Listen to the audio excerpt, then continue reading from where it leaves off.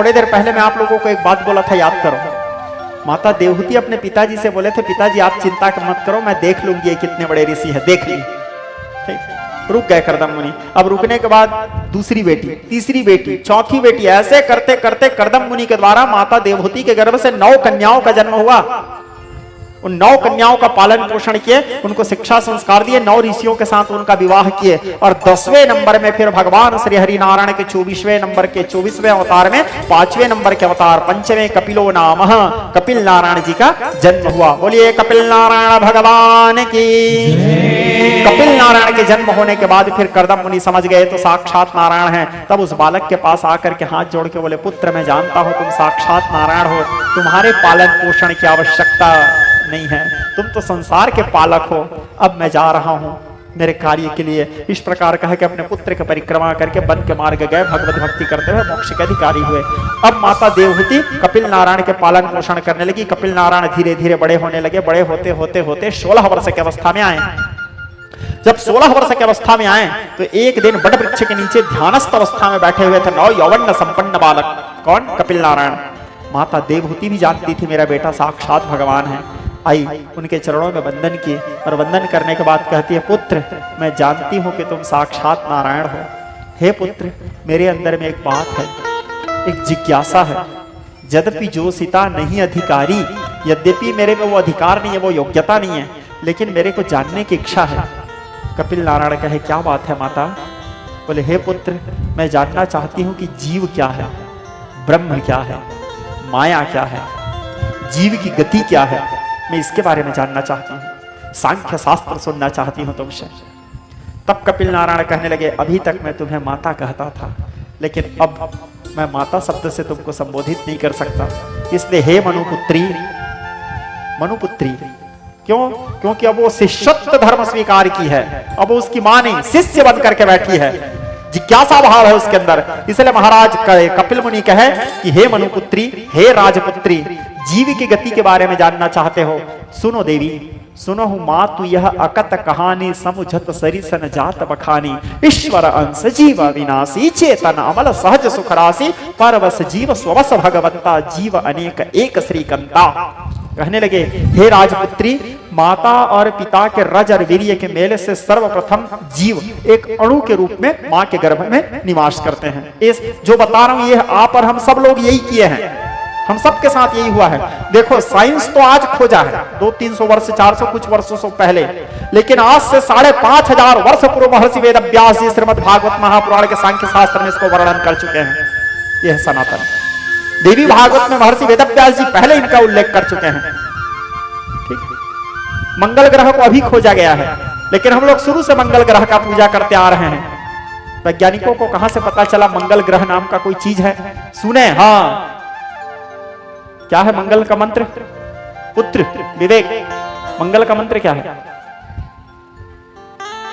अग्ने मर्धात हरे हे आमा, हरे हे आमा अग्नेर्मृदा देवाः काकुत्पते है पृथिव्या हयम माया पा गुंग रेता गुंग सिजिनवते।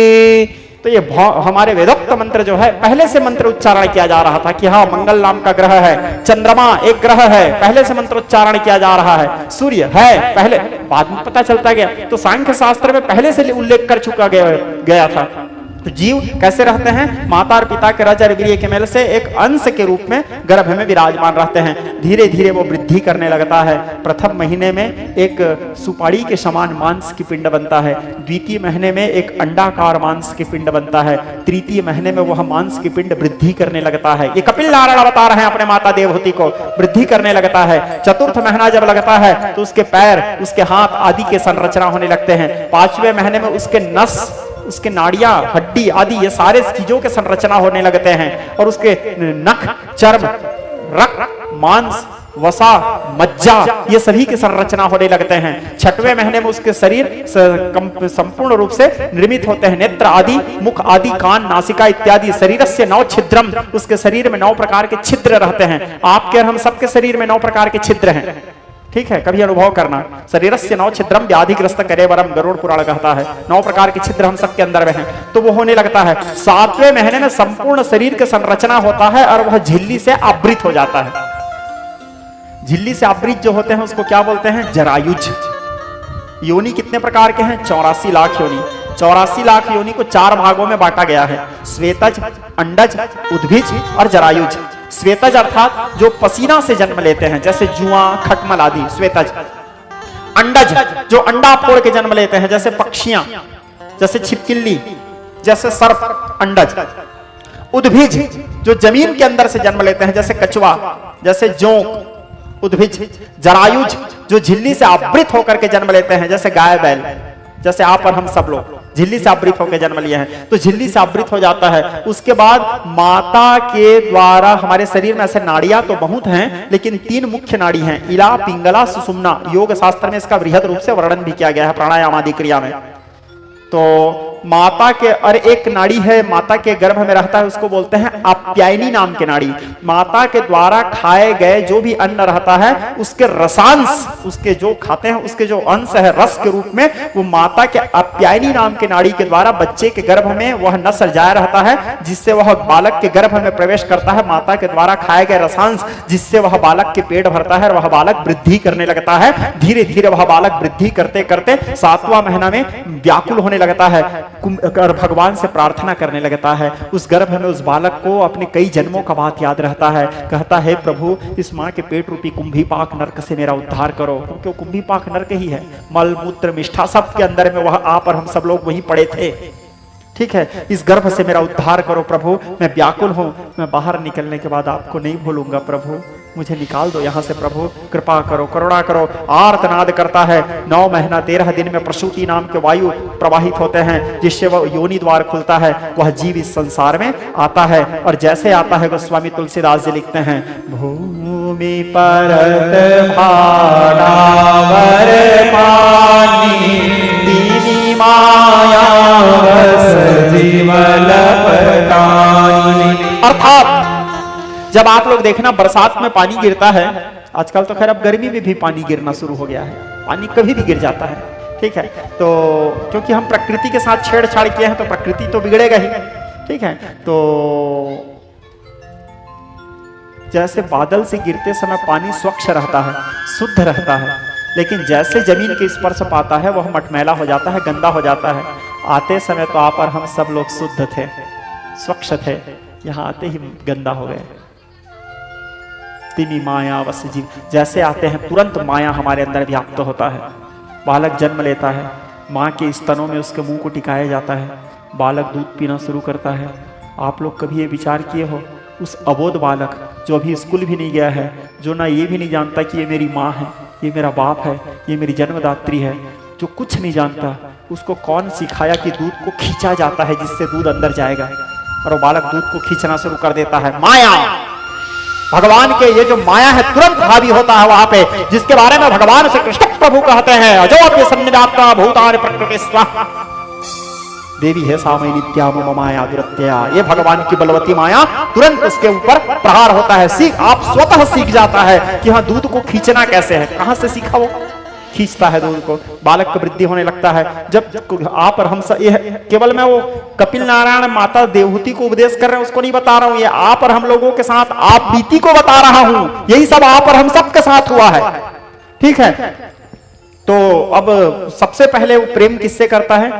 कोई भी, आप हम सब लोग अपने माँ के दूध से। हमारा पहला प्रेम क्या है? माँ का दूध। थोड़े से बड़े होते हैं, माँ के दूध से प्रेम हट जाता है। किससे प्रेम करते हैं हम? माँ के गोद से प्रेम करते हैं। दिन भर माँ के गोद में रहना पसंद करेंगे। कोई अचानक उस बच्चे को माँ के गोद से पकड़ लिए, उठा लिए तो रोना शुरू कर देता है चिल्ला चिल्ला के। दोबारा हमारा प्रेम किससे हुआ? माँ के गोद से। और थोड़े बड़े हुए, माँ, देखो हमारा प्रेम भी एक जगह नहीं टिका है अभी तक। पहला प्रेम माँ के स्तनों से, दूसरा प्रेम माँ के गोद से, और थोड़ा बड़े हुए माँ के गोद से प्रेम हट गया, उसके बाद खिलौनों से प्रेम करते हैं। आजकल अब मोबाइल से भी कर रहे हैं बच्चे लोग, खिलौनों से प्रेम करते हैं। और थोड़ा बड़े हुए खिलौनों से प्रेम हट जाता है, फिर किससे प्रेम करते हैं? पुस्तक कापी से प्रेम करते हैं। दिन भर पढ़ाई पढ़ाई पढ़ाई पढ़ाई। और थोड़ा बड़ा हुए पुस्तक कापी से प्रेम हट जाता है,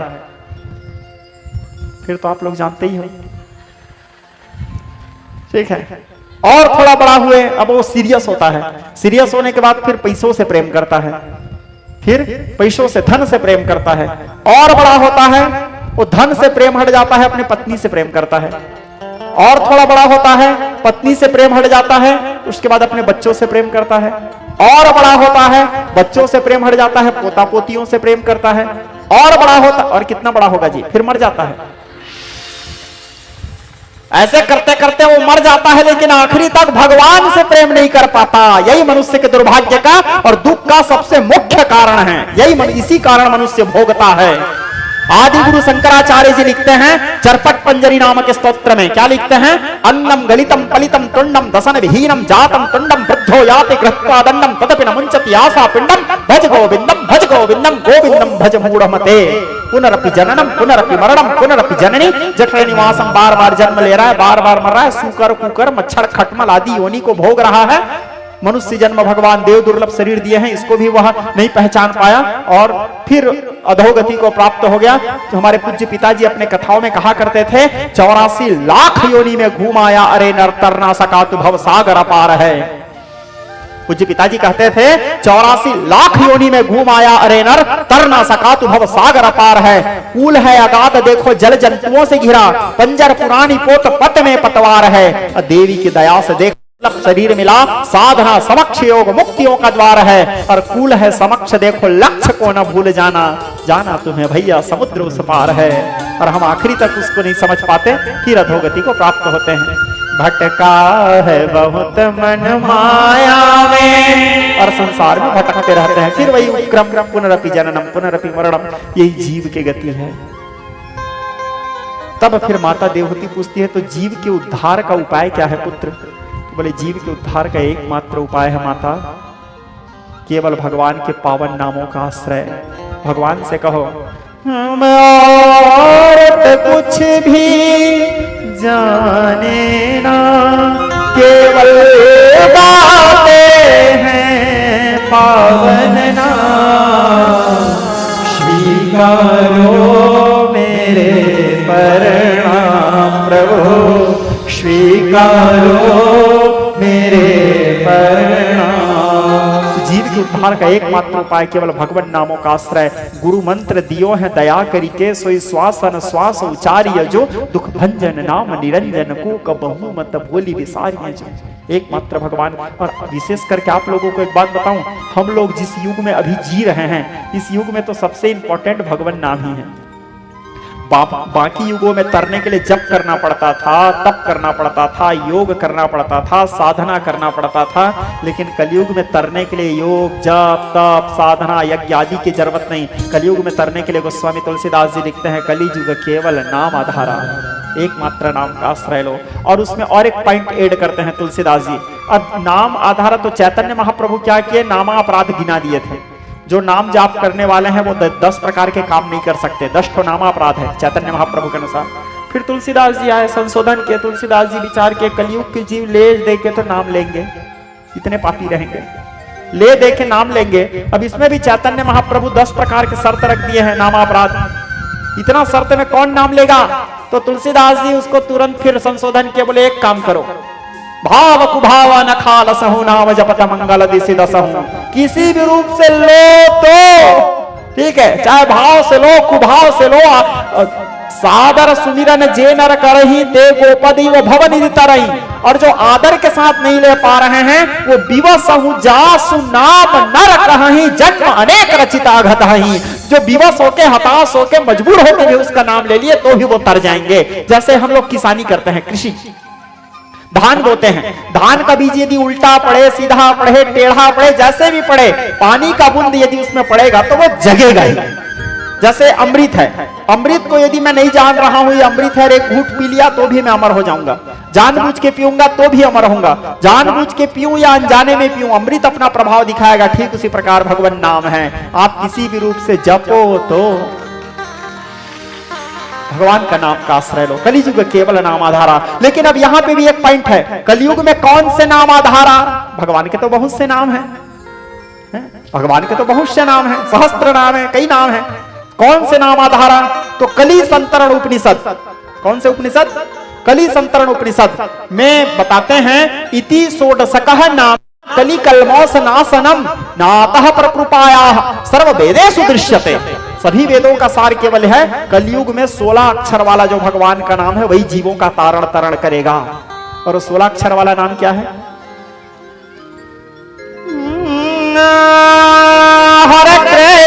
हरे कृष्णा कृष्णा कृष्णा हरे हरे।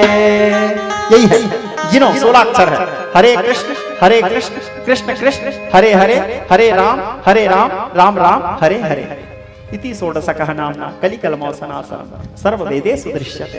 ये पतित पावन भगवान की जय। हाँ, तो इति षोडशकः नाम्ना, यही 16 अक्षर वाला नाम है। और इसको कैसे भी गाओ आप, चाहे जप करते हुए गाओ, भजन करते हुए गाओ, कीर्तन करते हुए गाओ, ताली बजाते हुए गाओ, नाचते हुए गाओ, किसी भी रूप से गाओ तो सही। भाव कुभाव अनख आलसहूं नाम जपत मंगल दिसि दसहूं।